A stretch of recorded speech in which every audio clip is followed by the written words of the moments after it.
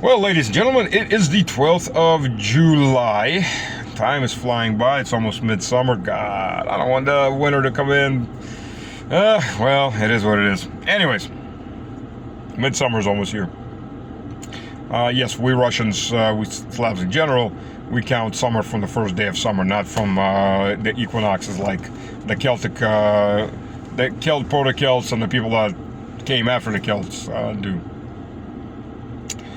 Anyways, so what do we got here right now? We are going to discuss really quickly two themes. Well, it's actually one theme. That Russia betrayed Assad and betrayed Iran. This is again being pushed hard. It's being pushed hard by the pocket monkeys. That is the Arab pocket press owned by the America-Israeli alliance. That is not an alliance. You know, they are pushing hard. They got tossed a banana and they're being told what to do, and they're doing it. It's an unfortunate thing when you look at these countries, and even in Central Asia, it's the same thing. Uzbek pocket monkey press is doing the exact same thing, and they're pulling this crap out that Russia betrayed these countries. First of all, an interesting thing that Iran didn't learn from Syria, because Syria did the same thing to them. We'll start real quick rundown with Syria. Assad wanted to be liked. He wanted to be loved by America. So when Russia came to Assad after the ceasefires finally kicked in, so about 6-7 years ago, Russia came in and said, "Look, you know, we can upgrade your military from the barely adequate level it is now to a world power." Or regional power, let me phrase that. We'll bring you the equipment. In exchange, you allow our businesses into your country, which also creates new workplaces. Assad said no. Oh, that would scare the West too much. He said no. He said no to Iran. He said no to China. Same type of offers. He wanted to be loved by the West. He got very, very loved by the West. Of course, he's in Russia now. He ran away with his family. He's in Russia living a good life. His people are being massacred. The Christians and Alawites, there's still 10,000 of them on the two Russian bases in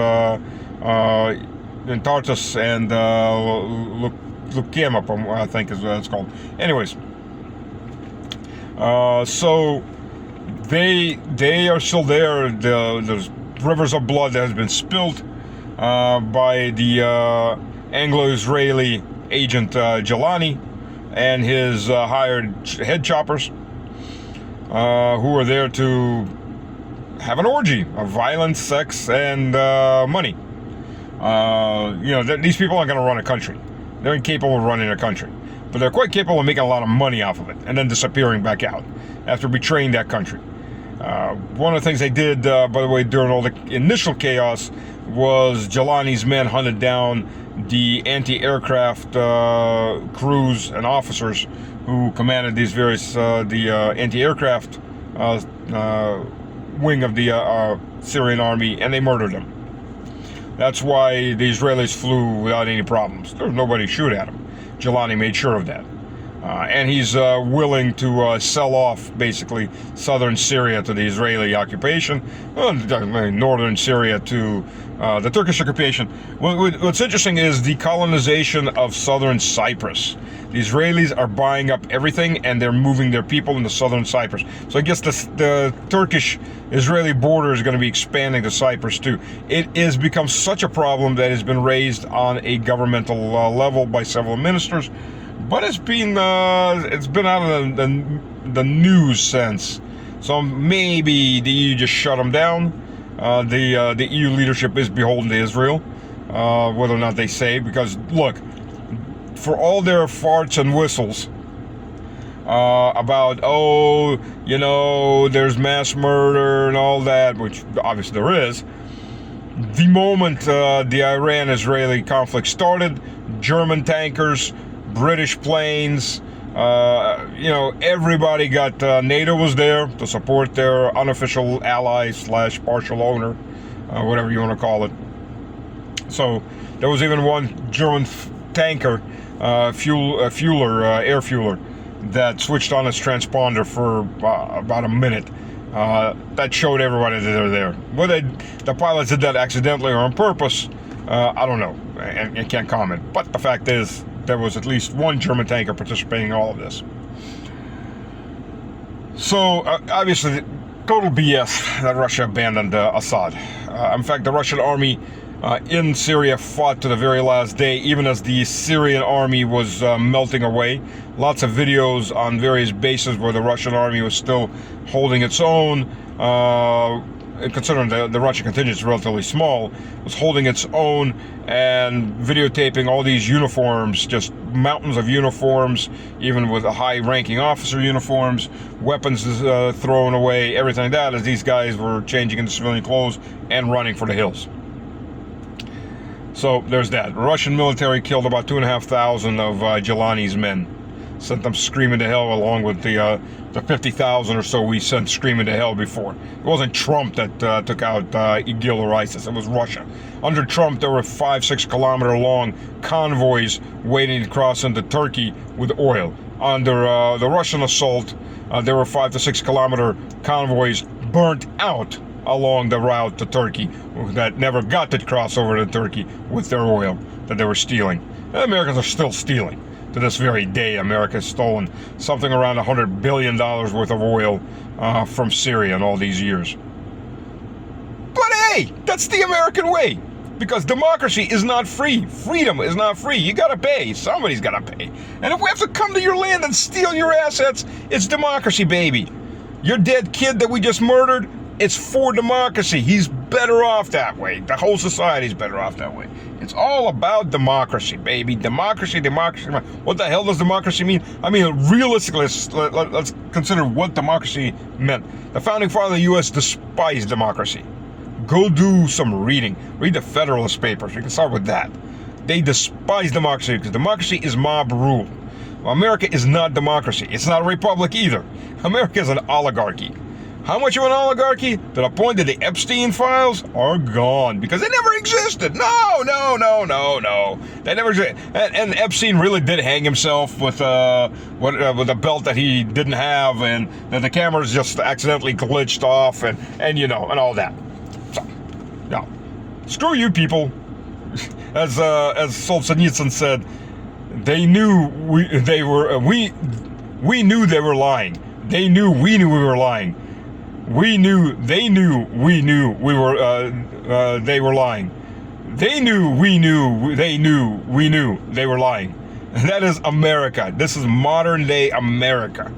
Oh my God. I mean, this is past pathetic. No, the Democrats obviously aren't going to bring anything better. So the next case is Iran. Iran wanted to be loved by the West too. I mean, Syria got heavily loved by the West. Syria got so loved by the West, but they never even got a reach around. They were being loved by the West, or even a kiss on the cheek. But they got loved by the West, hard loving, real hard loving. So Iran got some hard loving too, because the Iranian government, even though we're being constantly told in the West, Russia, I'm not in the West, but we're being constantly told by the West and their pocket monkey media all over the world that Russia abandoned Iran. Well, if you read the agreement, section 4, chapter 4, or I'm sorry, section 4, paragraph 4, it just is a watered down statement that we will work to support each other strategically against regional threats. That's it. That's all that's written in there. Russia wanted a strong agreement. Iran said no, because that would scare the West. Russia ratified the agreement as was right off the bat. Iran ratified the agreement 2 days after it got its lovin'. When it started getting some serious loving. Russia offered to sell S-400s. Iran had bought some S-200s, S-300s. Obviously, the whole system was not, anti-air system was not that well integrated because it is a multi-layered integration system with radars, with strategic level assets that can take targets out before they have reached your airspace, with theater level assets, with tactical level assets, and pinpointed defense systems. And that takes a lot of effort and knowledge how to integrate the whole system. Iran obviously didn't do it. Iran turned down the S-400, said they were going to create their own system, the Boffin 373. Problem is, it had a weak radar system, didn't carry as many missiles, and had half the range. And obviously, with the Israeli strike on Iran, with the drones, with the assassinations, and you've got to understand, there's obviously some very big holes in Iranian counterintelligence, because this isn't the first time this is happening. There's been assassination with drones during the inauguration, right before the inauguration, with lots of foreign leaders in Tehran. There's been various strikes, and lots of murders of Iranian scientists before this. So Iran has a huge, huge problem with counterintelligence that they need to solve. I mean, they seriously need to solve. Whether it's liberals in Tehran are pushing through, or ignoring, or, you know, it's a question. The Iranian president, who's an Azari Iranian, he was hobnobbing with Aliyev and Erdogan last week, laughing it up. I mean, considering that Azerbaijan was the staging ground for at least the drone attacks, if not more. It looks like a hell of a lot more on northern portions of Iran. So Iran has issues, and they need to solve some serious issues. If they don't, there won't be an Iran. And it's not in the interest of Russia or Georgia or China or many other countries for them not to be in Iran. It isn't the interest of the Americans, and it isn't the interest of Israel and everybody those two countries own, which is all the euros. Yeah, and to say that Russian anti-air isn't up to speed. Yeah, Russian anti-air is holding off from NATO. Everything NATO can give over to the Ukrainians. So, yeah, okay, sure. But that's the situation we have right now. And that's the BS that's being spread very, very actively by the pocket monkey media of most of the American-owned world media. If you look at, I mean, realistically look at the media in a lot of countries, and they are the active enemy of the nation's interests. The next step is, who owns them? Who really owns them? And that's when you start getting that connection. American big money dollars going into various pockets of various liberal media all around the world. So, there's that. Okay, that's a short talk for today. Looking to see what's going to happen next. Iran did take the step to at least get the Chinese missile systems, which proved themselves a bit during the Pakistani Indian scuffle, but they've yet to actually prove themselves on a major battlefield. So we'll see. But again, Iran, like I said, Iran ratified the agreement with Russia with its very watered down statement 2 days after they got a lot of loving from America. You want America's loving, you either betray your people and your country and your God, or you get the hardcore loving, the S&M type hardcore loving. Best case is, look, U.S. doesn't have allies. It never has had allies. U.S. has vassals. It doesn't understand the concept of allies.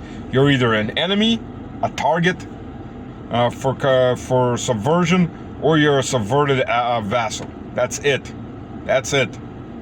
America psychologically is incapable of being an allied country to anybody. I mean, like it or not, but that's how it is. That's the hard truth of it. Most people don't want, all these little dictator dimwits. Most of America's little dictator dimwits, they don't end their lives very well. The end of their life usually comes either with a bullet, oftentimes by other wannabe dictator dimwits of America, with full consent of America, or get assassinated by the Americans themselves, or get put into an American jail. And any of the money that you got to steal under America's tutelage or America gave you gets confiscated. that's how it usually ends for all these people. So, not a good track record from the U.S. White people constantly want to be America's little bitch, considering that, you know, it is the, it quite literally is the contract with the devil. You get your 7 years, and then the devil comes gets your soul. That's what being on America's payroll was really like. So enjoy your 7 years, or however long. Okay, God bless. Later. Cheers.